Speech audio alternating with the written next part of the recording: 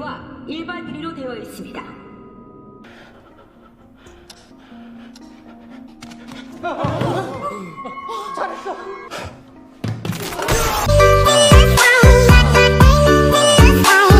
Di video kali ini kita akan membahas part terakhir drama Korea Squid Game. Nah, di part kali ini kita akan mengetahui dalang di balik permainan mengerikan sebelumnya dan juga siapa peserta yang berhasil lolos dan mendapatkan hadiah sebesar 45,6 miliar won. Tapi sebelum ke alur ceritanya, jangan lupa untuk like, komen, subscribe, dan nyalakan loncengnya ya. Tanpa berlama-lama lagi, yuk langsung aja kita ke alur ceritanya. Film diawali dengan diperlihatkan keadaan setelah permainan kelereng selesai. Para peserta yang kembali ke base camp sangat terkejut karena ternyata Miryong tidak dieliminasi dan masih selamat. Di sisi lain, frontman juga masih khawatir karena belum bisa menemukan penyusup di dalam arena permainan. Padahal sebentar lagi para investor VIP akan datang berkunjung. Oleh sebab itu, ia tetap meminta para panitia untuk selalu waspada dan terus mencari si penyusup tersebut. Keesokan harinya, para tamu VIP pun tiba dan disambut langsung oleh frontman. Sama seperti frontman dan yang lainnya, para tamu VIP juga menggunakan topeng untuk menyembunyikan identitas mereka. Saat itu, frontman mewakili tuan rumah untuk menyambut dan melayani para tamu VIP karena tuan rumah masih memiliki urusan yang lain. Para VIP inilah yang menginvestasikan uang mereka sebagai taruhan dalam permainan-permainan sebelumnya. Sekarang mereka berkunjung untuk menyaksikan secara langsung para pemain di sana. Setelah itu, Junho yang masih bersembunyi memutuskan untuk merampas kostum lainnya agar ia bisa lebih dekat dengan tamu VIP sekaligus mengambil beberapa video sebagai bukti. Tak lama kemudian, permainan kelima pun siap dimainkan. Sebelum memulai permainan, para peserta pun diminta untuk memilih rompi yang bertuliskan nomor 1 sampai 16. Pemilihan rompi itu akan menentukan nasib mereka pada permainan kali ini. Para peserta yang ketakutan segera mengambil nomor-nomor tengah karena merasa nomor itu pasti aman.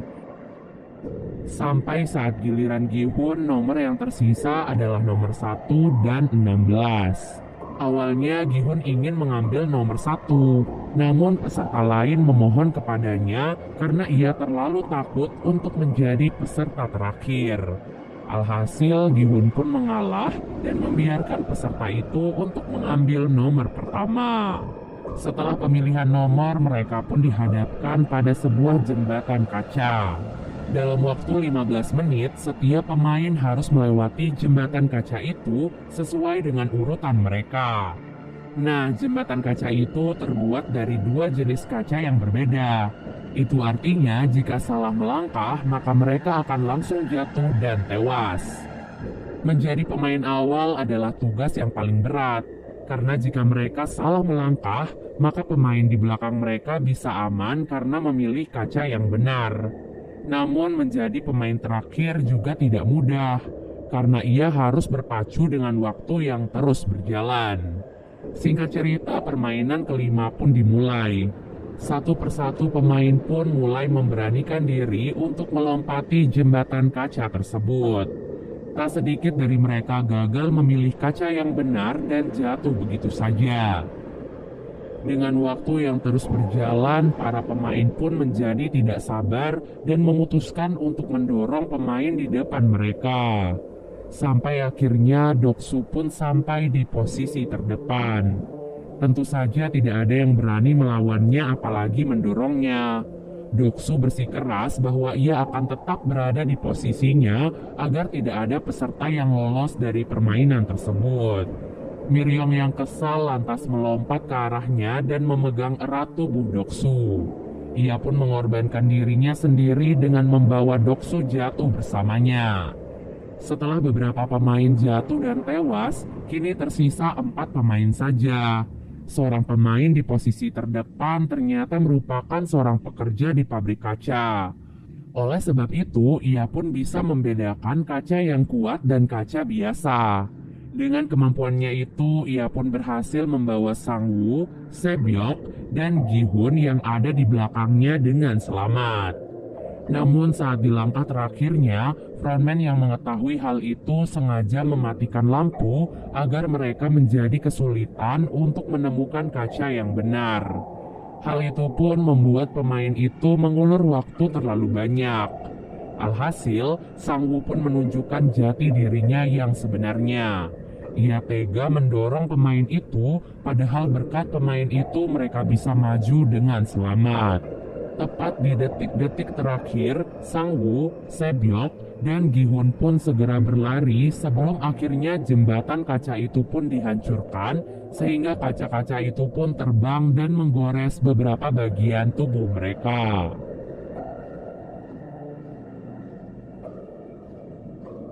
Dari ruangan berbeda, para tamu VIP sepertinya cukup puas dengan hasil permainan kali ini. Junho yang berada di sana masih sibuk melayani mereka. Kemudian seorang tamu VIP sepertinya tertarik kepada Junho dan menyuruhnya untuk duduk di dekatnya. Setelah itu, tamu VIP itu pun membawa Junho ke ruangan lain. Junho yang merasa direndahkan akhirnya marah dan menodongkan pistolnya pada tamu VIP tersebut. Junho kemudian meminta tamu VIP itu untuk memberikan informasi apapun tentang tempat permainan itu. Nah, hal itu kemudian direkam oleh Junho untuk dijadikan bukti. Setelah mendapatkan rekamannya, Junho pun menghajar tamu itu hingga pingsan dan kabur dari arena permainan itu dengan alat selam yang ada di sana. Ia pun mengerahkan beberapa anak buahnya untuk ikut mencari Junho. Tak lama kemudian, Junho pun sampai di pulau seberang. Ia ingin menghubungi ketua polisi untuk meminta bantuan sekaligus mengirimkan bukti-bukti yang ada di handphonenya.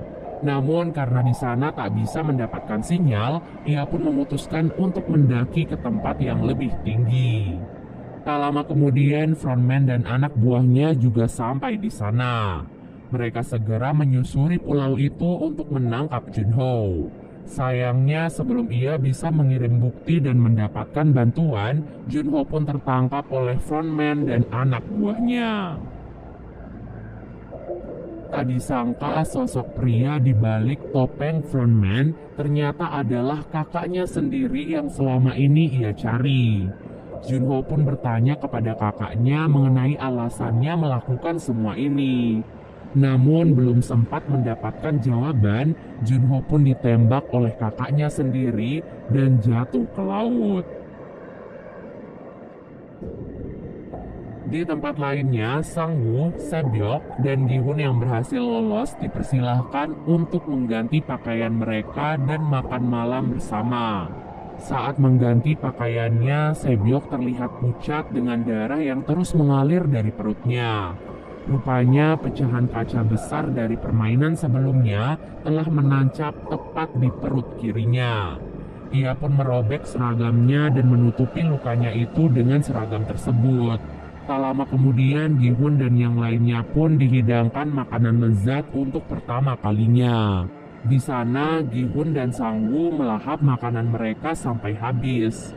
Sementara Sebyok yang masih kesakitan bahkan tak mampu memotong dagingnya sendiri. Setelah makan malam itu, masing-masing dari mereka pun dibekali pisau kecil. Gi-hun terlihat masih marah pada Sang-woo karena tega membunuh pemain sebelumnya. Ia pun berniat untuk membunuh Sang-woo dengan pisaunya dan memenangkan permainan itu dengan Sebyok. Setelah itu, ia pun menghampiri Sebyok dan mengajaknya untuk bekerja sama. Sebyok yang sudah semakin lemah berpesan kepada Gi-hun bahwa jika ia berhasil selamat dan lolos dari sana, ia meminta Gi-hun untuk mengurus adiknya yang saat ini berada di panti asuhan. Setelah mengatakan hal itu, Gi-hun pun baru menyadari bahwa baju Sebyok kini telah dipenuhi oleh darah. Ia pun panik dan berlari ke pintu untuk meminta bantuan. Tak lama kemudian, para panitia pun datang sambil membawa peti. Tak disangka saat Gihun meminta bantuan, Sang-woo ternyata telah membunuh Sebyok dengan pisaunya sendiri. Hal itu pun membuat Gihun merasa bersalah kepada Sebyok dan menjadi semakin marah pada Sang-woo.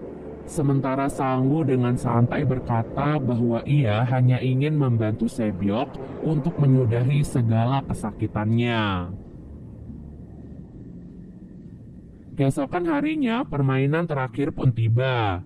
Dua orang yang masih tersisa yaitu Gihun dan Sang-woo akan memainkan permainan yang disebut Squid Game. Kebetulan permainan itu adalah permainan masa kecil mereka. Mereka kemudian mendapatkan peran yang berbeda, Gihun sebagai penyerang dan Sang-woo sebagai orang yang bertahan. Seperti biasanya dari ruangan lain, para tamu VIP dipersilahkan untuk menonton permainan terakhir dan menjadi saksi siapa yang akan keluar sebagai pemenang. Gihun dan Sang-woo sama-sama membawa pisau yang kemudian mereka gunakan untuk saling menyerang. Dengan diiringi hujan, keduanya pun mulai bertarung satu sama lain. Pada satu kesempatan, Sang-woo berhasil merebut pisau dan menusuk tubuh Gihun beberapa kali. Namun Gihun tak menyerah, ia terus bangkit dan terus melawan. Usaha Gihun itu pun berhasil membuat Sang-woo tak berdaya. Dengan pisau yang tertancap di tangannya, Gihun pun mendekati tubuh Sang-woo dan berniat menikamnya.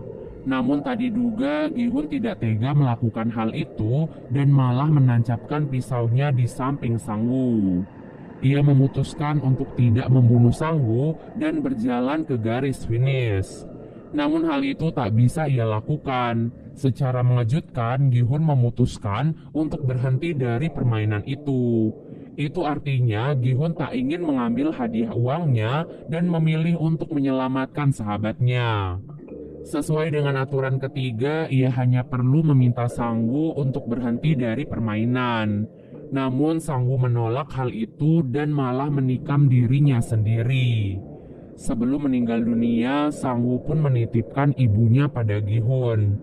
Dengan begitu, mau tidak mau, Gihun pun langsung dinyatakan menang.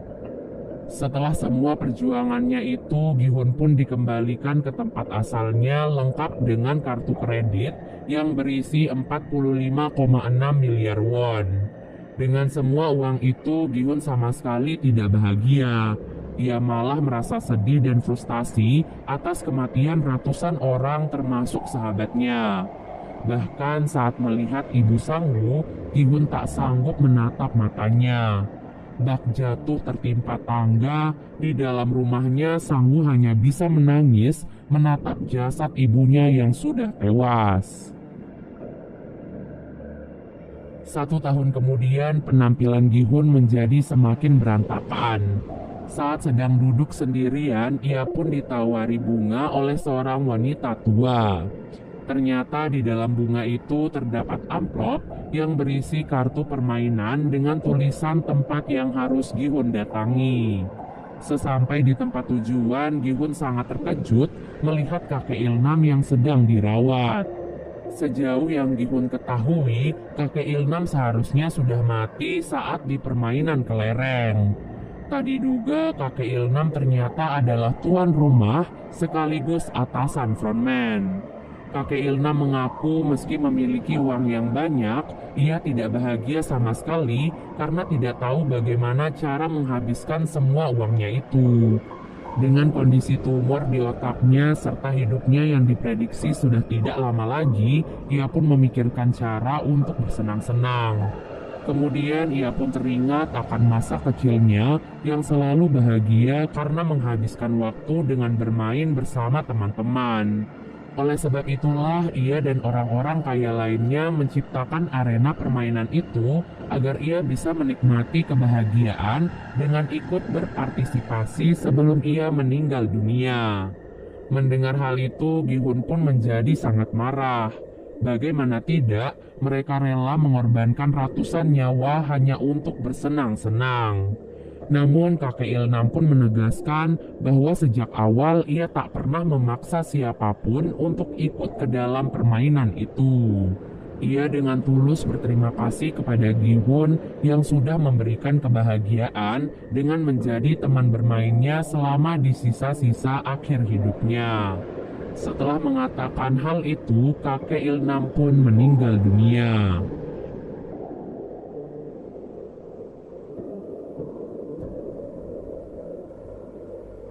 Keesokan harinya, Gi-hun pun memulai kehidupan barunya dengan damai. Ia pun menjemput adik Sebyok di panti asuhan dan menitipkan anak itu pada ibu Sang-woo. Tak lupa ia juga meninggalkan 1 koper uang untuk mereka sebagai pelunasan janjinya pada Sebyok dan Sang-woo. Film diakhiri dengan diperlihatkan Gi-hun yang akan pergi menyusul putrinya ke Amerika. Sebelum pergi, ia melihat seorang pria misterius yang sedang bersama korban permainan selanjutnya. Setelah itu, Gi-hun pun merebut kartu tersebut dan menelpon frontman. Di sana ia berjanji kepada frontman bahwa ia akan membalas semua perbuatan busuk mereka bagaimanapun caranya. Dan film pun selesai. Jadi itu dia guys, akhir dari drama Squid Game. Semoga bisa menjadi pelajaran untuk kita semua ya. Terima kasih banyak udah nonton dan sampai jumpa. Bye.